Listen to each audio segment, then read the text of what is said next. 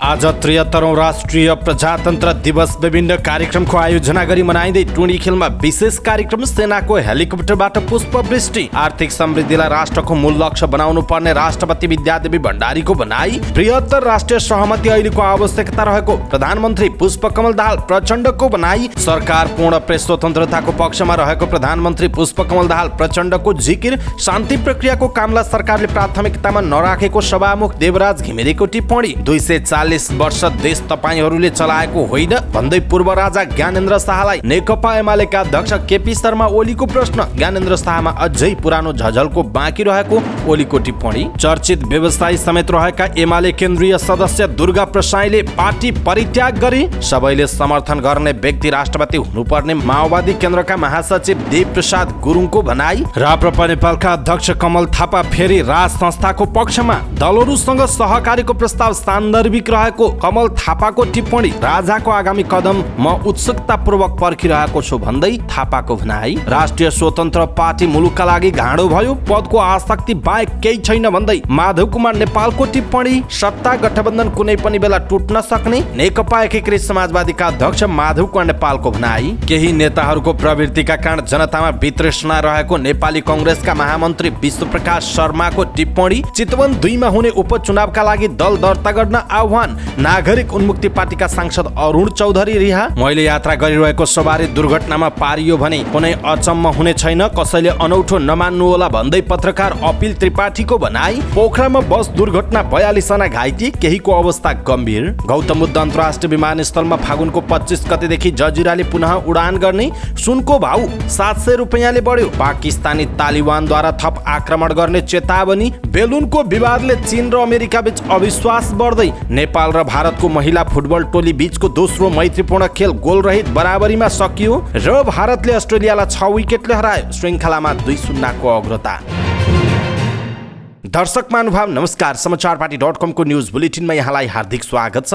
म प्रहलाद चन्द्र घिमिरे। सदाको चाहिँ आज पनि हामी उपस्थित भएका छौँ आजका महत्त्वपूर्ण समाचार, ब्रेकिङ न्यूज अपडेट, आज दिनभर कहाँ के भयो सम्पूर्ण जानकारी लिएर, सँगसँगै भोलिबाट देशभर कहाँ के हुँदैछ, कस्ता खालका नयाँ नियम आइरहेका छन्, प्रचण्ड सरकारको अवस्था के हुँदैछ लगायतका महत्त्वपूर्ण खबरहरू लिएर उपस्थित भएका छौँ। हामीलाई अन्तिमसम्म हेर्नुहोला, हाम्रो मेहनतका लागि यो भिडियोमा एउटा लाइक अवश्य गर्नुहोला। दर्शक महानुभाव, पलपलको न्युज अपडेटका लागि हाम्रो च्यानललाई तपाईँले अहिलेसम्म सब्स्क्राइब गर्नु भएको छैन भने कृपया सब्स्क्राइब गर्नुहोस् अनि नजिकै आउने बेल आइकनलाई क्लिक गर्नुहोला। दैनिक रूपमा हेर्नुहुन्छ भने रेगुलर भनेर लेख्नुहोला, आज पहिलो चोटि हो भने फर्स्ट टाइम भनेर लेखिदिनुहोला। देशभित्र हुनुहुन्छ भने आफ्नो रहेको गाउँ ठाउँ सहर जिल्लाको नाम लेख्नुहोला। विदेशमा हुनुहुन्छ भने कुन देशबाट हेरिरहनु भएको छ त्यो कुरा तलको कमेन्ट बक्समा कमेन्ट गर्नुहोला। आउनुहोस् दर्शक महानुभाव, आजका महत्त्वपूर्ण समाचार सुरु गरौँ टुँडिखेलमा विशेष कार्यक्रम गरी प्रजातन्त्र दिवस मनाइएको प्रसङ्गबाट। 73औं राष्ट्रिय प्रजातन्त्र दिवस काठमाडौँको टुँडिखेलमा विशेष कार्यक्रम गरी मनाइएको छ। सैनिक मञ्च टुँडिखेलमा भएको कार्यक्रममा राष्ट्रपति विद्यादेवी भण्डारी, उपराष्ट्रपति नन्दबहादुर पुन, प्रधानमन्त्री पुष्पकमल दाहाल प्रचण्ड, कायम मुकायम प्रधान न्यायाधीश हरिकृष्ण कार्की, सभामुख देवराज घिमिरे, उपप्रधानमन्त्री, मन्त्री, संवैधानिक निकाय तथा कूटनीतिक निकायका प्रमुखहरूको सहभागिता रहेको थियो। समारोहमा नेपाली सेनाको 2वटा हेलिकप्टरबाट राष्ट्रिय प्रजातन्त्र दिवस 2079 अङ्कित ब्यानर प्रदर्शन र पुष्पवृष्टि गरिएको थियो। साथै मैदानबाट शान्तिका दूत परिवार रङ्गीचङ्गी बेलुन उडाउनुका साथै शहीदहरूप्रति श्रद्धापूर्ण रूपमा श्रद्धाञ्जली अर्पण गर्नुका साथै 1 मिनेट मौन धारण समेत गरिएको थियो। नेपाली सेना, नेपाल प्रहरी र सशस्त्र प्रहरी बलबाट मार्च पास गर्नुका साथै राष्ट्रिय गीतको धुन र ब्यान्ड बजाइएको थियो। हरेक वर्ष फागुन 7 गते प्रजातन्त्र दिवस मनाउने गरिन्छ। प्रजातन्त्र दिवसका अवसरमा देशभर नै विभिन्न कार्यक्रम भइरहेका छन्। 2007 सालको फागुन 7 को एकतन्त्रीय जहानिया राणा शासन अन्त्य भई प्रजातन्त्र स्थापना भएको सम्झनामा यो दिवस मनाउन थालिएको हो। फागुन 7 गतेकै जगमा टेकेर 2046 सालको चैत 26 गते प्रजातन्त्र पुनर्स्थापना भएको थियो। यसैको जगमा 2063 सालको वैशाख 11 गते लोकतन्त्र प्राप्त भएको थियो। यसकै पृष्ठभूमिमा 2065 सालको जेठ 15 गते पहिलो संविधान सभाले नेपाललाई संघीय लोकतान्त्रिक गणतन्त्रात्मक देशको रूपमा स्थापित गरेको छ। राष्ट्रपति विद्यादेवी भण्डारीले जनता नै राज्य शक्तिको सम्पूर्ण स्रोत हुन् भन्ने मान्यतामा आधारित रही लोकतान्त्रिक आचरणलाई जीवन पद्धति बनाउन सकेको खण्डमा प्रजातन्त्र दिवसको सार्थकता पुष्टि हुन सक्ने बताउनु भएको छ। राष्ट्रिय प्रजातन्त्र दिवस 2079 का अवसरमा स्वदेश तथा विदेशमा रहनुभएका सम्पूर्ण नेपाली दिदीबहिनी तथा दाजुभाइहरूमा शुभकामना व्यक्त गर्दै भण्डारीले वर्तमान शासन व्यवस्थाले दशकौंदेखि व्यक्त हुँदै आएको सहितको सपना एवं जनताको आकांक्षालाई मूर्त रूप दिन सक्नुपर्ने उल्लेख गर्नु भएको छ। प्रजातन्त्र दिवसको पृष्ठभूमिमा 2007 सालभन्दा अघि भएको आन्दोलन आन्दोलनहरूको भूमिका अभिन्न रूपले जोडिएको र विक्रम सम्वत 1997 मा प्रजा परिषदको अगुवाईमा भएको आन्दोलनको क्रममा महान शहीदहरू गंगालाल श्रेष्ठ, धर्मभक्त माथेमा शुक्रराज शास्त्री र दशरथ चन्दको शहादत भएको विषय उहाँले सन्देशमा उल्लेख गर्नु भएको छ। प्रधानमन्त्री पुष्पकमल दाहाल प्रचण्डले 72 राष्ट्रिय सहमति आजको ऐतिहासिक आवश्यकता रहेको बताउनु भएको छ। 73औं प्रजातन्त्र मूल समारोह समितिले सैनिक मञ्च टोलीखेलमा आयोजना गरेको प्रजातन्त्र दिवस समारोहलाई सम्बोधन गर्दै उहाँले यस्तो बताउनु भएको हो।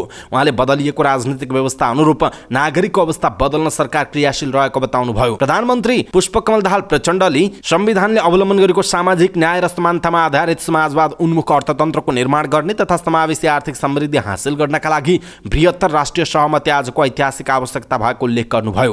उहाँले देशको राजनीति र अर्थतन्त्रले सङ्कटपूर्ण परिस्थितिको सामना गरिरहेको भन्दै नयाँ सरकार राष्ट्रिय सहमति सहित सामाजिक न्याय, सुशासन र समृद्धिको प्राथमिकता निर्धारित गर्दै नागरिकको अवस्था बदल्न सरल र सहज सेवा प्रवाह मार्फत सुशासनको प्रत्याभूत दिलाउन लागि परेको बताउनुभयो। उहाँले अर्थतन्त्रका चुनौतीहरूको सम्बोधन गर्दै समृद्धि संस्थागत गर्न, संक्रमणकालीन न्यायको सिद्धान्तका आधारमा देशमा दिगो शान्ति स्थापित गर्न सरकार दृढ रहेको बताउनुभयो। प्रधानमन्त्री दाहालले प्रजातन्त्र दिवसको अवसरमा आन्दोलनहरूप्रति उच्च सम्मानसहित समाजवाद उन्मुख राज्यको आधार तयार पार्ने राष्ट्रिय कार्यभारमा एकजुट भएर लाग्न पनि आग्रह गर्नुभएको छ।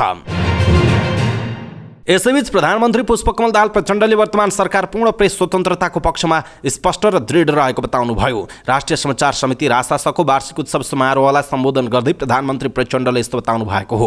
उहाँले 21औं शताब्दीको विश्वमा सूचना प्रविधि प्रत्येक मानिसको सरोकारको विषय मात्र नभएर एउटा अनिवार्य र अपरिहार्य विषय बनेको उल्लेख गर्नुभयो। उहाँले विश्वमा भइरहेको सूचना र प्रविधिको विकासलाई मध्यनजर गरी नेपालका सञ्चार माध्यमले पनि आफूलाई समय र युग सुहाउँदो रूपमा थप अध्यावधि गर्न आवश्यक रहेको बताउनुभयो। प्रधानमन्त्री प्रचण्डले सञ्चार माध्यमले आफ्ना सेवालाई चुस्त दुरुस्त बनाउन आवश्यक रहेको बताउनुभयो। उहाँले कुनै पनि नागरिकलाई सूचना दिनु भनेको लोकतन्त्र प्रतिको आस्था र नागरिकको मौलिक हकको सम्मान गर्नु भएको उल्लेख गर्दै लोकतान्त्रिक शासन प्रणाली भए मात्रै प्रेस स्वतन्त्रता सम्भव रहेको पनि बताउनु भएको छ। सभामुख देवराज घिमिरेले सरकारले शान्ति प्रक्रियाको बाँकी कामलाई पूर्णता दिने कार्यलाई प्राथमिकतामा नराखेको टिप्पणी गर्नुभयो। अनौपचारिक क्षेत्र सेवा केन्द्र इन्सेकले काठमाडौँमा आयोजना गरेको कार्यक्रमलाई सम्बोधन गर्दै उहाँले सरकारले बेपत्ता पारिएका व्यक्तिको छानबिन र सत्य निरूपण तथा मेलमिलाप आयोगबाट सम्पादन गर्नुपर्ने कामहरूलाई प्राथमिकतामा नराखेको टिप्पणी गर्नुभयो। सत्य निरूपण तथा बेपत्ता छानबिन आयोगले काम नसकिँदै म्याद सकिने र थप्ने क्रम चलिरहेको भन्दै सभामुख घिमिरेले फेरि पनि सरकारले आयोगको म्याद थपेको तर शान्ति प्रक्रियाका कामलाई पूर्णता दिने गरी ठोस कार्यक्रम नल्याएको बताउनुभयो। काम नसकिकन आयोगको म्याद सकियो। बेपत्ता नागरिकहरूको खोजी गर्ने कुराहरू कसरी सकिन्छ भन्ने थियो उहाँको भनाइरहेको छ। अहिले सरकारले त्यस आयोगको म्याद थप्यो। म्याद थपेको पनि केही समय बित्यो तर त्यसलाई फेरि गठन गरेर बढी संस्था बनाएर गर्नुपर्ने कामहरू भइरहेको छैन उहाँको भनाइरहेको छ। नेकपा एमालेका अध्यक्ष केपी शर्मा ओलीले पूर्व राजा ज्ञानेन्द्र शाह अलमलमा रहेको बताउनुभयो। विराटनगरमा पत्रकारहरूसँग कुराकानी गर्दै ज्ञानेन्द्र शाहले आफ्नो वरिपरि 2-4 जना मानिस देख्ने बित्तिकै पुरानै झल्को आउने गरेको र बोल्ने गरेको बताउनुभयो। ज्ञानेन्द्रजी आफै अलमलमा हुनुहुन्छ, अझै पनि त्यो पुरानो झल्को उहाँलाई आइराख्छ। 2-4 जना मान्छे वरिपरि देख्यो भने त्यो झल्कोले जोस्याउँछ उहाँले भन्नुभएको छ।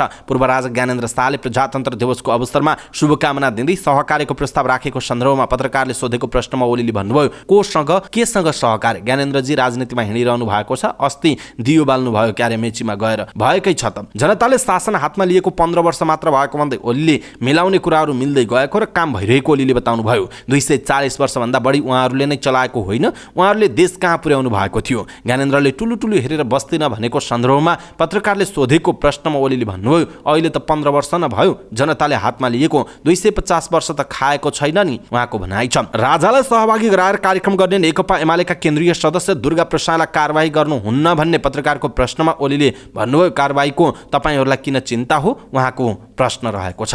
दर्शक महानुभाव, केपी शर्मा ओलीको यो भनाइप्रति तपाईँको धारणा के छ? आफ्नो धारणा तलको कमेन्ट बक्समा कमेन्ट गर्नुहोला। चर्चित व्यवसायी समेत रहेका एमाले केन्द्रीय सदस्य दुर्गा प्रसाईले पार्टी परित्याग गरेको घोषणा गर्नुभएको छ। उहाँले आफू एमालेबाट अलग भएको बताउनुभयो। प्रसाईले पूर्व राज परिवारलाई अगाडि सारेर महाअभियानको घोषणा गरेपछि एमालेको स्थानीय कमिटीले केन्द्रमा कारबाहीको सिफारिस गरेको थियो, तर पार्टीले निर्णय नलिँदै उहाँ आफैले एमालेबाट अलग हुनुभयो। प्रसाईले काठमाडौँ गएर पार्टी अध्यक्ष समक्ष राजीनामा उठाउने तयारी गर्नुभएको छ। एमाले केन्द्रीय समितिको बैठकले 2078 मक्सिर 26 मा प्रसाईलाई केन्द्रीय समितिमा मनोनित गरेको थियो। विगतमा माओवादी अध्यक्ष प्रचण्ड निकट उहाँ पछिल्लो पछिल्लो समय एमाले अध्यक्ष केपी शर्मा ओलीका विश्वास पात्र बन्नु भएको थियो। उहाँ अहिले पूर्व राजासँग नजिकिनु भएको छ। नेकपा माओवादी केन्द्रका महासचिव देवप्रसाद गुरुङले सबै राजनैतिक दलहरूले समर्थन गर्न सक्ने व्यक्तिलाई राष्ट्रपति बनाउने बताउनु भएको छ। राष्ट्रिय अस्मितामाथि खतरा हुन सक्ने अराजकता र अस्थिरता निम्तने र त्यसले गर्दा संविधान र राष्ट्रियतामाथि जोखिम पर्ने भएकाले राष्ट्रिय सहमतिमै राष्ट्रपति चयन गर्नुपर्ने उहाँले बताउनुभयो। पोखरामा आयोजित पत्रकार सम्मेलनमा बोल्दै उहाँले भन्नुभयो, अहिले शक्ति केन्द्र खेलिरहेको अवस्था छ। राष्ट्रियताको रक्षाका लागि राष्ट्रपति साझा बनाउनुपर्छ। त्यसो गर्न सकेनौँ भने मुलुकको अस्मितामाथि गम्भीर सङ्कट सृजना हुन्छ उहाँको भनाइ छ। जुनसुकै दलले प्रस्ताव गरे पनि गणतन्त्र संविधानको संरक्षक परिवर्तनलाई आत्मसात गर्न सक्ने र सबैले समर्थन गर्न सक्ने व्यक्तिलाई राष्ट्रपति बनाउने आफूहरूको अडान रहेको उहाँले बताउनुभयो। उहाँले माओवादीले कुनै पात्र नभई अहिले वैचारिक र नीतिगत कुरा उठाएको भन्दै स्थिरता र राष्ट्रियताका लागि राष्ट्रिय सहमति र सहकार्यको आवश्यकता रहेको उहाँले औल्याउनुभयो। राष्ट्रिय प्रजातन्त्र पार्टी नेपालका अध्यक्ष कमल थापाले पूर्व राजाद्वारा राजनीतिक दलहरूसँग गरिएको सहकारीको प्रस्तावप्रति सकारात्मक प्रतिक्रिया दिनुभएको छ।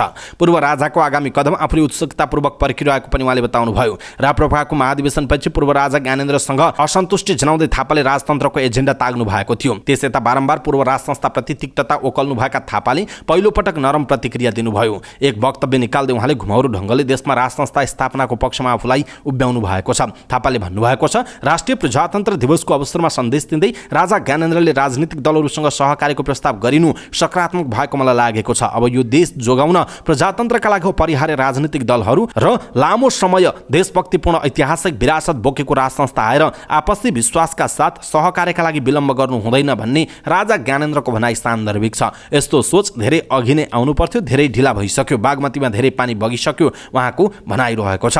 नेपालको भू राजनीतिक अवस्था तथा सामाजिक सांस्कृतिक परिवेशलाई दृष्टिगत गर्दा परिवर्तनकारी शक्ति र विचार एवं परम्परागत शक्ति र विचार बीचको सामञ्जस्यता देशका निम्ति उपयुक्त हुने आफ्नो मान्यता रहेको उहाँले प्रश्न पार्नु भएको छ। गणतन्त्रवादी र राजावादी बीचको सिनर्जी नेपालको हितमा हुने पनि उहाँले भन्नुभएको छ। दर्शक महानुभाव, कमल थापाको यो भनाइप्रति तपाईँको धारणा के छ? आफ्नो धारणा तलको कमेन्ट बक्समा कमेन्ट गर्नुहोला। नेकपा एकीकृत समाजवादीका अध्यक्ष एवं पूर्व प्रधानमन्त्री माधवकुमार नेपालले राष्ट्रिय स्वतन्त्र पार्टी रासोपा मुलुकका लागि घाँडो भएको टिप्पणी गर्नुभएको छ। अनेरासोको दोस्रो स्थायी कमिटीको बैठकमा नेपालले रासोपाभित्र पनि के न गरौँला भनेर आएको सो पार्टीमा पनि पदको आसक्ति बाहेक अरू केही पनि नदेखिएको आरोप लगाउनुभयो। नेपालले पूर्व राजा ज्ञानेन्द्र शाहप्रति सङ्केत गर्दै मुलुकमा फेरि मण्डलीहरू जाग्न लागेको बताउनुभयो। उहाँले पूर्व राजा शाहलाई सहभागी गराएर अभियान चलाउने पार्टीका केन्द्रीय सदस्य दुर्गा प्रसादलाई अझै एमालेले कारबाही गर्न नसक्नु कम्युनिस्टका लागि लाजमर्दो विषय भएको समेत तर्क गर्नुभयो। नेकपा एकीकृत समाजवादीका अध्यक्ष माधवकुमार नेपालले सत्तारूढ गठबन्धन कुनै पनि बेला टुट्न सक्ने अवस्थामा पुगेको दावी गर्नुभयो। राष्ट्रिय स्वतन्त्र पार्टी रासोपाका कारण सत्तारूढ गठबन्धन कुनै पनि बेला टुट्न सक्ने अवस्थामा पुगेको उल्लेख गर्दै उहाँले राष्ट्रपति चुनावपछि मात्रै देशको राजनीतिले कुन कोर्स लिन्छ भन्ने टुङ्गो लाग्ने बताउनुभयो। पार्टी निकट अनेरासोको स्थायी कमिटी बैठकको उद्घाटन गर्दै अध्यक्ष नेपालले सबै पद आफैले लिएर देशमा राजनीतिक एकाधिकार कायम गर्न खोज्ने एमाले हावी हुने हो वा होइन भन्ने कुरा पनि राष्ट्रपति चुनावपछि मात्रै भन्न सकिने बताउनुभयो। त्यसका लागि अब एक हप्ता मात्रै पर्खे पुग्ने उहाँको भनाइरहेको छ।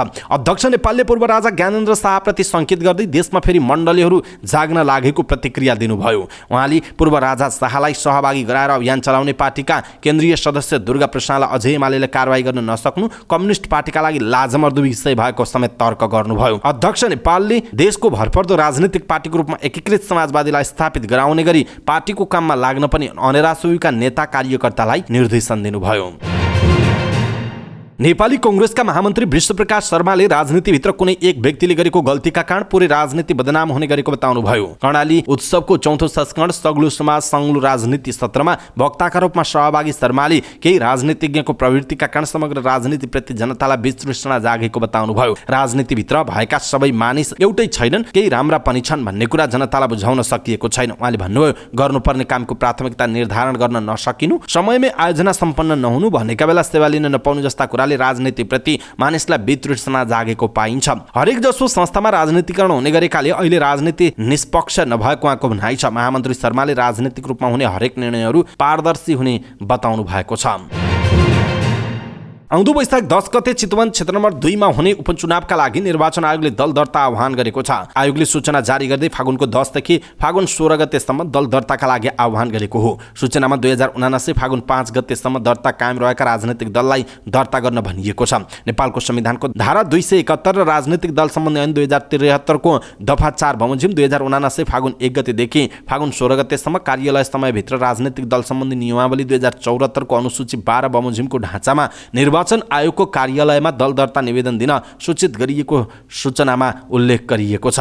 प्रतिनिधि सभाका तत्कालीन सांसद रवि लामिछानेको सांसद पद सर्वोच्च अदालतले खारेज गरिदिएपछि रिक्त रहेको चितवन 2 मा आउँदो वैशाखको 10 गते उपनिर्वाचन गर्ने तय भएको छ।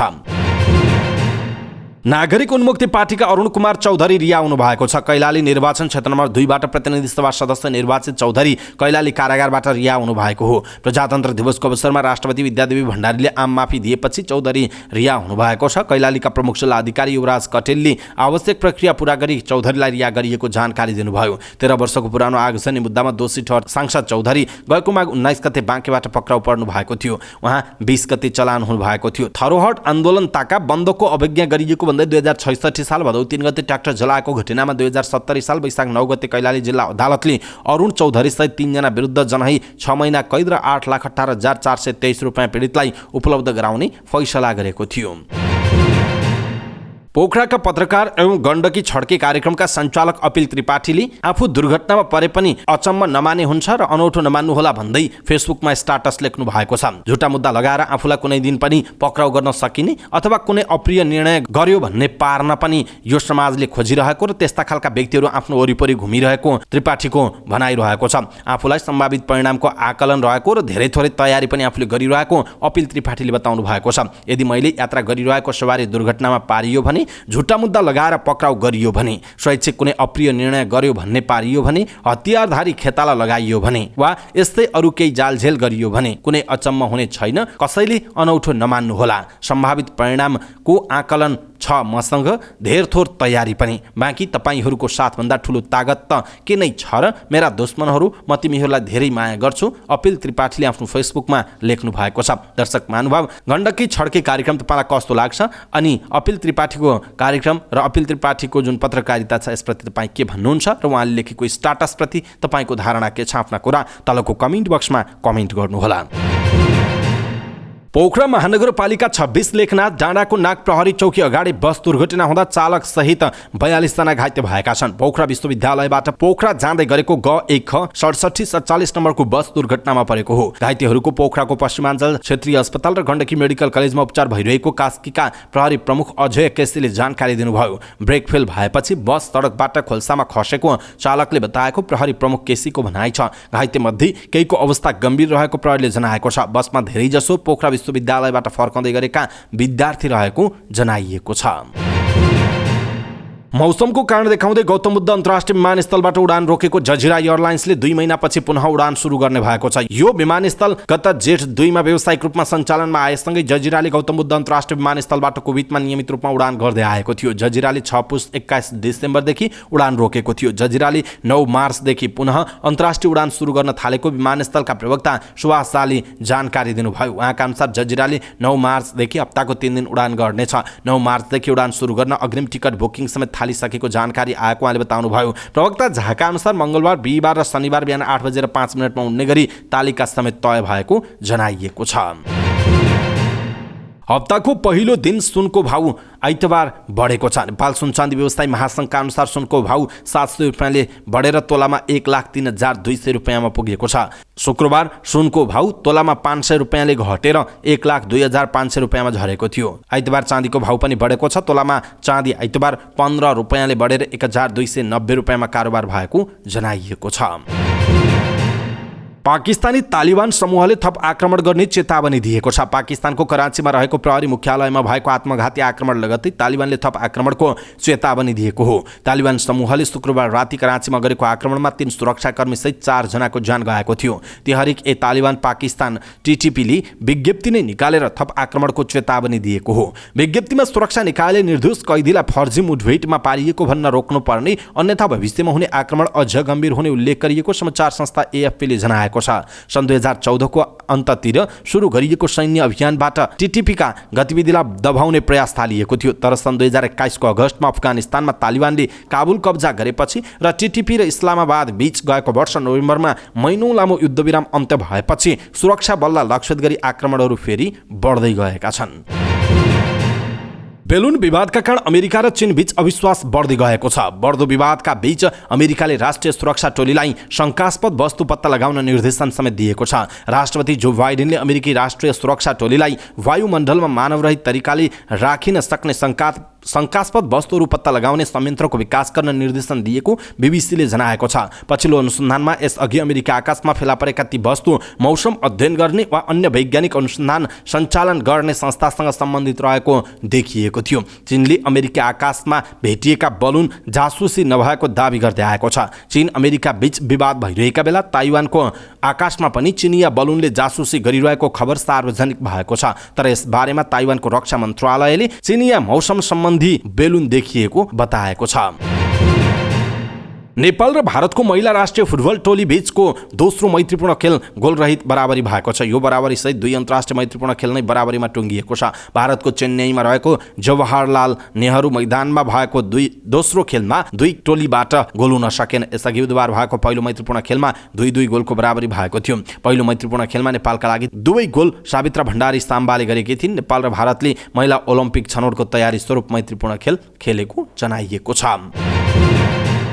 र अस्ट्रेलियासँगको दोस्रो टेस्ट क्रिकेटमा भारत 6 विकेटले विजयी भएको छ। दिल्लीको फिरोज शाह कोटला रङ्गशालामा अस्ट्रेलियाले दिएको 115 रनको सामान्य लक्ष्य भारतले 4 विकेट गुमाएर पूरा गर्यो। भारतका कप्तान रोहित शर्मा र चेतेश्वर पुजाराले समान 31 रन, श्रीकर भरतले 22 र विराट कोहलीले 20 रन बनाए। बलिङतर्फ अस्ट्रेलियाका नाथन लायनले 2 र टस मर्फीले 1 विकेट लिए। यसअघि टस जितेर ब्याटिङ गरेको अस्ट्रेलियाले पहिलो इनिङ्समा 263 रन बनाउँदा अल आउट भएको थियो। उसका लागि उस्मान खवाजाले 81 र पिटर ह्यान्ड्सकम्बले 72 रन बनाएका थिए। बलिङतर्फ भारतका मोहम्मद सामीले 4 तथा रविन्द्रचन्द्रन अश्विन र रविन्द्र जडेजाले 3-3 विकेट लिएका थिए। भारत पहिलो इनिङ्समा 262 रन बनाउँदा अल आउट भएको थियो। उसका लागि अक्षर पटेलले 74 र विराट कोहलीले 44 रन बनाएका थिए। बलिङतर्फ अस्ट्रेलियाका नाथन लायनले 5 तथा म्याथ्यू कुनहेमान र टड मर्फीले 2-2 विकेट लिएका थिए। यो सँगै भारतले 4 खेलको श्रृङ्खलामा 2-0 को अग्रता लिएको छ। तेस्रो टेस्ट मार्च 1 देखि इन्दोरमा हुने जनाइएको छ। अवस्था दर्शक महानुभाव, आजका महत्त्वपूर्ण समाचार, दिनभरिका महत्त्वपूर्ण खबरहरू, समाचारहरू हामीले यहाँहरूमाझ प्रस्तुत गर्यौँ। तपाईँलाई कस्तो लाग्यो आफ्नो धारणा तलको कमेन्ट बक्समा कमेन्ट गर्नुहोला। हाम्रो मेहनतका लागि यो भिडियोमा एउटा सानो लाइक अवश्य गर्नुहोला। दर्शक महानुभाव, पलपलको न्युज अपडेटका लागि हाम्रो च्यानललाई तपाईँले अहिलेसम्म सब्स्क्राइब गर्नुभएको छैन भने कृपया सब्स्क्राइब गर्नुहोस् अनि नजिकै आउने बेल आइकनलाई क्लिक गर्नुहोला। पलपलको न्युज अपडेटका साथ फेरि हाम्रो भेट हुनेछ। तपाईँ समाचार पार्टी हेर्दै गर्नुहोस्। नमस्कार।